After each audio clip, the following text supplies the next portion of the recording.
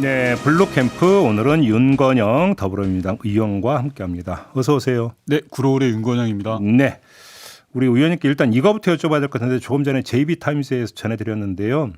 윤관석, 이성만 의원 상대로 압수수색 같은 거 뉴스 보셨죠? 네, 네. 2021년 전당대회 과정에서 의원들에게 돈 봉투가 살포가 됐다라고 하는 의혹이라고 하는데 혹시 관련해서 혹시 들으신 얘기 있으십니까? 아닙니다. 본인들은 뭐 사실이 아니다라고 해명을 하고 있고요. 그래서 좀 더 진행 과정의 추이를 좀 봐야 되지 않을까 싶고 한 가지 뭐 말씀드리고 싶은 것은 잘못이 있으면 당연히 조사를 하고 철저하게 진실을 밝혀야 되겠지만 이게 꽃감 빼먹듯이 이렇게 검찰 수사를 해도 되는 건가라는 생각은 듭니다. 그래요. 예. 할 거면 한꺼번에 다 해버리지 맞습니다. 왜 이렇게 이제 순차적으로 하느냐. 네, 네. 근데 그게 물리적으로 한계가 있어서 그럴 수도 있는 거 아닙니까? 왜냐하면 녹음 파일에서부터 시작이 되는 거다 보니까.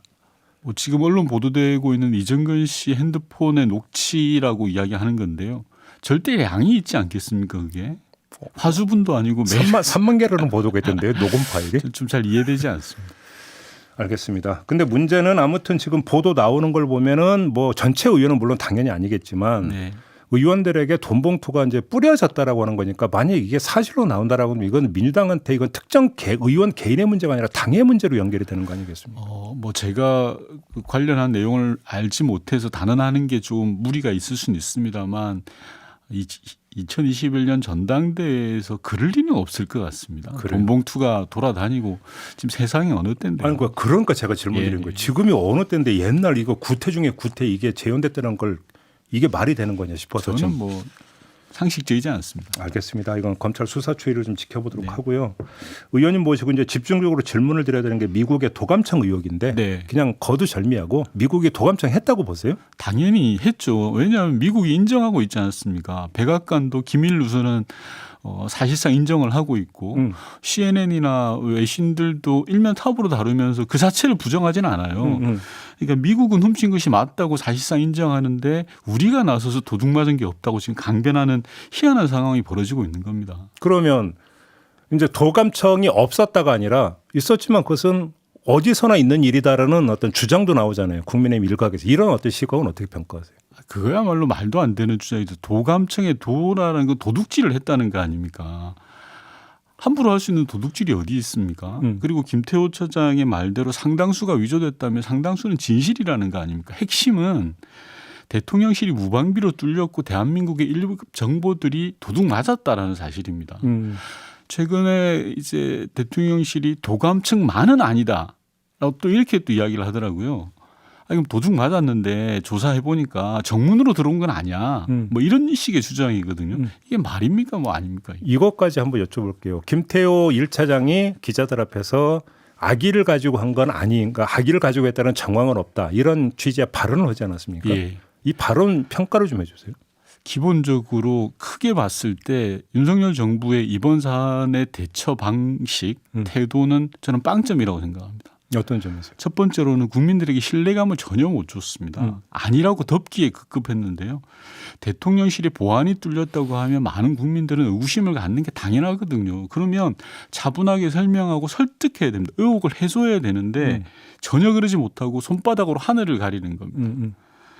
미국은 진본이라 그러는데 한국은 위조라고 하는 기괴한 상황이 벌어지는 겁니다. 두 번째로는 대한민국 외교의 당당함을 잃어버렸습니다. 첫 번째 이 사건이 터졌을 때 대통령실이 한 말은 미국과 협의하겠다라는 거였고. 네, 협의라고 했어요. 네. 조금 전에 방금 말씀하신 것처럼 도감청에 악의가 없다라는 이 판단을 왜 우리가 합니까? 말이 안 되죠. 도감청에 악의가 없다라는 말은 그럼 반대로 선의로 도감청해도 되느냐라고 저는 여쭤보고 싶은 거고요. 도청 그 자체는 명백한 불법입니다. 불법에 대해서 미국 입장에서 당연히 선이겠죠. 근데 대한민국 입장에 국익을 고려해야 되는 거 아닙니까? 대한민국 저는 국민의 자존심을 팔아먹는 발언이라고 생각하고요.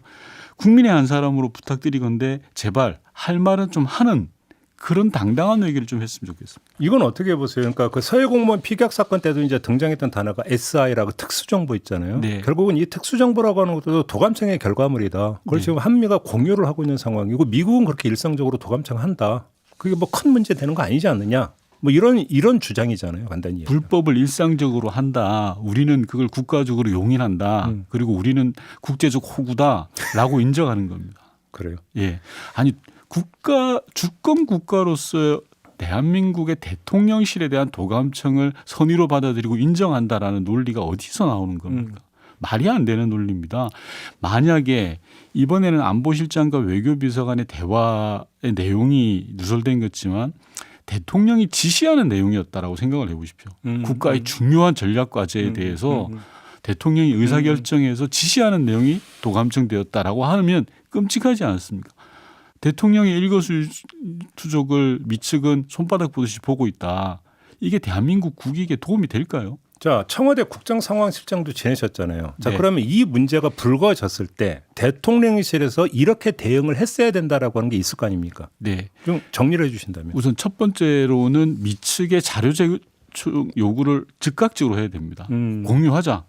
상호 신뢰를 바탕으로 하는 동맹관계에서 이런 일이 있어서는 안 된다. 당신네들이 가지고 있는 자료를 공유해라.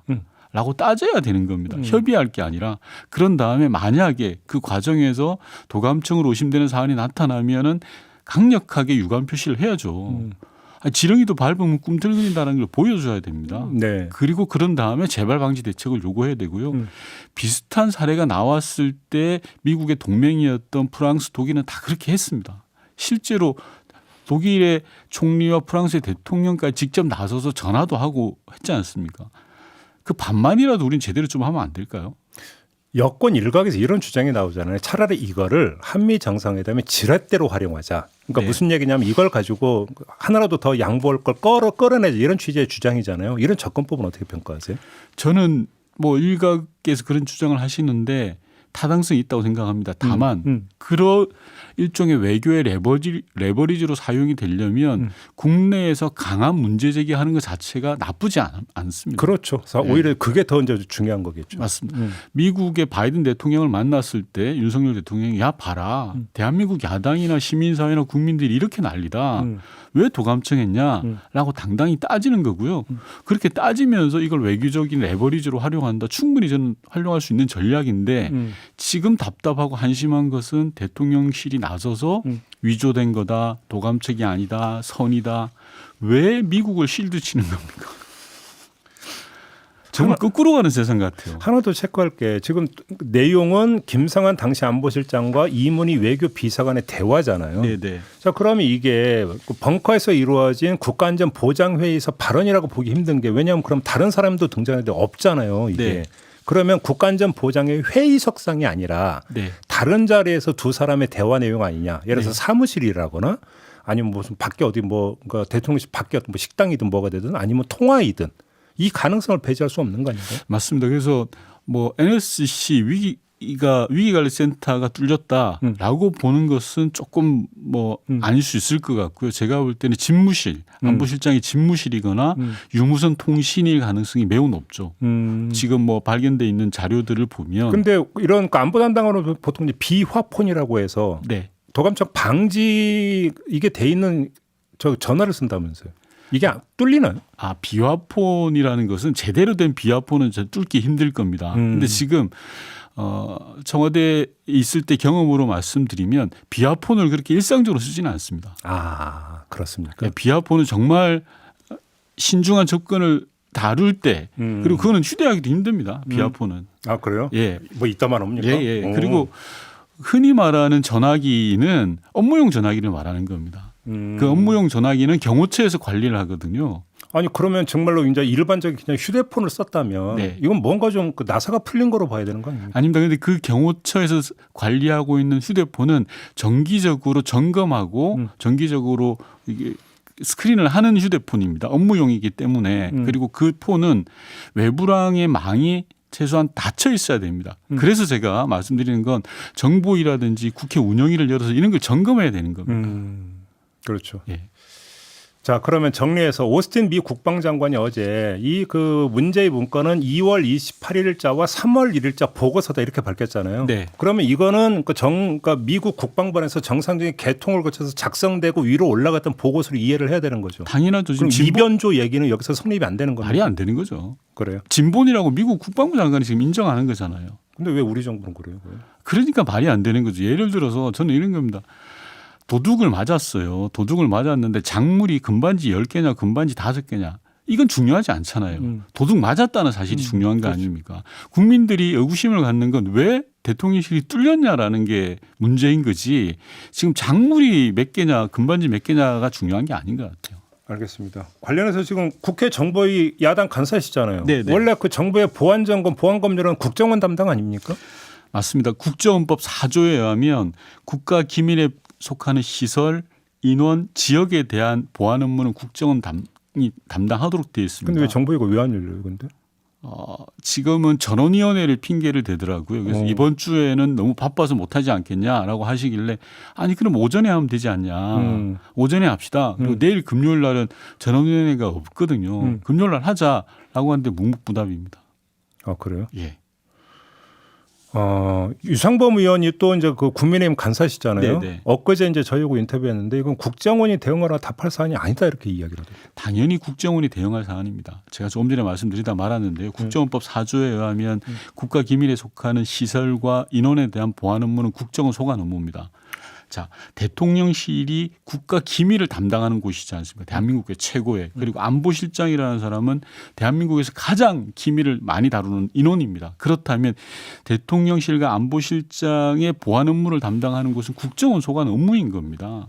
예를 들어서 용산 대통령실 이전 이후에 대통령실의 보안 점검이 어떻게 이루어졌는지 그렇죠. 점검하는 것은 국정원의 몫인 겁니다. 그렇죠. 그래서 국정원 소관 상임위인 정보위를 열어서 국정원이 그동안 무슨 일을 했는지를 점검해보고 쉽게 예를 들면 대통령실에서 도감청 방지 시설을 그러니까 제대로 설치했는지 안 맞습니다. 했는지까지도 그리고 국정원에서 점검한다. 예, 작동되고 있는지 그 불시 점검은 하고 있는지 만약에 은닉돼 있는 도감청 시설이 있는 걸 발견한 적이 있는지 이런 것들을 따져야 되는 겁니다. 그래요. 정리를 해야 될 것 같은데 근데 이제 대통령실이 이게 보안 문제이기 때문에 답을 해줄 수 없다. 또 이렇게 나오고 있고 또 이렇게 나올 거 아니겠습니까? 그렇습니다. 그러면 접근하는데 한계가 있다는 거 아닙니까? 솔직히 정부가 자료를 제공하지 않으면 점검할 방법은 대단히 제한적입니다. 그런데 방금 말씀처럼 보안 문제다, 기밀 사항이라서 할 수 없다라고 하는데 그게 말이 안 되는 게요. 국회 정보위는 기밀 사항을 다루는 상임위원회입니다. 그래서 국회 정보위는 좀 특별하거든요. 국정원을 대상으로 하는 그래서 상임위원회거든요. 보고는 받더라도 이제 대외적인 공표는 맞습니다. 양당 간사가 나서 제한된 제한된 범위 범위 안에서 국정원하고 협의를 해서 보고를 하는 겁니다. 현재 모습을 보면 정부는 거의 모든 정보를 차단하고 있고 여당 국회 상임위를 열지 않음으로 인해서 뭔가를 최대한 숨겨보려는 듯하는 것 같습니다. 근데 국정원 보고한다고 했다고 5분 전에 취소했다고 의원님이 말씀하신 바가 있지 않나요? 맞습니다. 이것도 정말 황당한 일인데요. 제가 정보위 간사로서 국정원에게 보고해달라라고 했더니 처음에는 뭐 우왕좌왕하다가 하겠다라고 했어요. 근데 5분 전에 갑자기 취소를 하더라고요. 그래? 그럼 내일 할 수 있니? 그랬더니 내일 하겠다는 겁니다. 그러니까 이게 정보위 회의가 아니라 간사에게 예, 대면 보고. 왜냐하면 정보위 회의라는 게 개최되기에는 시간적인 여유가 없을 때는 간사 보고를 하거든요. 그럼 내일 보고해 달라라고 해서 다음 날 보고하기로 했는데 갑자기 다음 날이 돼서 또 취소를 하는 겁니다. 이런 일은 대단히 이례적인 거거든요. 저는 누군가의 지시가 있었고 감추려고 하는 뭔가 있는 거 아닌가 싶은 생각이 들고요. 그래요? 국정원이 현재 주장은 뭐냐고 하면 사실 확인이 덜 됐다라는 겁니다. 그래요? 예, 보고를 못하는 이유가 자 그러면 말도 안 되는 것이 대통령실은 도감청은 없었다. 서류는 위조된 거다. 미국에 악의가 없다라는 것은 그런 주장을 해오지 않습니다. 그리고 도감청이라고 이야기하는 건 자해행위다라고까지 이야기했습니다. 제가 되묻고 싶은 게 아직 사실 확인도 안 됐는데 어떻게 이런 주장을 하죠? 그러니까요. 대통령실이나 국정원 둘 중에 하나는 거짓말을 하고 있는 게 아니겠습니까? 알겠습니다. 시간이 한 2분 정도밖에 남지 않아서 짧게 요걸 좀 여쭤볼게요. 다큐멘터리 영화 문재인입니다. 이게 다음 달에 개봉한다고 하는데 일각에서는 이렇게 주장을 하더라고요. 아니 잊혀지고 싶다고 약속해놓고 왜 이러냐. 좀 다르지 않냐 이렇게 비판하던데 어떤 말씀 주시겠습니까? 그 다큐멘터리를 제작하셨던 분이 이전에 노무현입니다라는 다큐를 제작하셨던 감독님이세요. 그분이 한 2년 전부터 그러니까 재임 기간 때부터 계속 본인 스스로 그 작업을 해오신 거예요. 예. 온갖 영상을 다 모아가지고. 예. 그분은 나름 시리즈로 생각을 하신 겁니다. 노무현입니다. 다음에는 문재인입니다라는 다큐를 제작하겠다라는 생각을 가지시고 대통령 재임 때부터 계속 다른 사람들 인터뷰도 따고 자료도 모으고 다 해놓으신 거예요. 그런 차원에서 대통령이 인터뷰에 응해주신 겁니다. 그래요. 네. 그 이상 그 이하도 아니고 책방은 좀 어떻게 되고 있어요? 리모델링 공사를 하고 있는데 공사가 조금 늦어지면서 이게 책방 여는 시기가 좀 유동적인 그런 상황입니다. 공사가 완료되면 책방은 열립니다. 근데 비즈니스적인 측면에서 책방이 어떻게 그 이 손익분기점 돌파가 가능할까요? 돈 벌려고 하시는 게 아니거든요. 우선 두 가지 의미인데 평산마을 주민들에 대한 일종의 공동체 역할로서의 책방, 일종의 동네 책방. 사랑방 역할. 예. 동네 시골이다 보니 그런 시설이 없으니 작은 사랑방이라도 만들자. 그리고 두 번째로는 평산을 찾아오시는 분들에 대해서 좀 쉼터 같은. 알겠습니다. 시간 요건 좀 그래도 환경노동위원회 소속이잖아요. 예, 사실은 뭐 그렇습니다. 노동개혁 이야기 많이 하다가 갑자기 어느 순간에 쑥 들어가 버렸는데 이번에 국민의힘 윤재혁 원내대표가 되면서 노동개혁 특위를 만든다고 하는데 예. 지금 이 문제 어떻게 되고 있어요? 전혀 뭐 국회에 보고되지 않고 있고요. 말하기가 좀 거시기하지 않겠습니까? 69시간 근로시간 개편안 내놨다가 대통령이 막 뭐라 그러면서 걷어들이라 그랬잖아요. 아니 어떻게든 하여간 뭐 뭔가 마침표는 찍어야 될 거 아닙니까? 뭐 마침표는 찍어야 되는데 이달 25일에 국회 상임위가 있거든요. 그때 네. 보고할 것으로 보여지는데 네. 저는 이것도 참 웃깁니다. 예를 들어서 장관이 차관회의 거치고 국무회의 거치고 관계장관 대통령 주재 관계장관 회의를 거쳐서 69시간이라는 근로시간 개편안을 내놨어요. 그런데 바로 대통령이 야 이거 아니야 잘못된 정책이야 라고 뒤집어 버렸어요. 누구 하나 책임을 안 져요. 예전 같았으면 장관들이 옷 벗어야 될 사안이거든요. 근데 그 장관이 또 근로시간 개편안을 또 만지고 있어요. 요건 나중에 다시 한번 네. 집중적으로 점검을 해보도록 하고요. 오늘은 이렇게 마무리해야 될 것 같습니다. 윤건영 더불어민주당 의원과 함께했습니다. 고맙습니다. 네.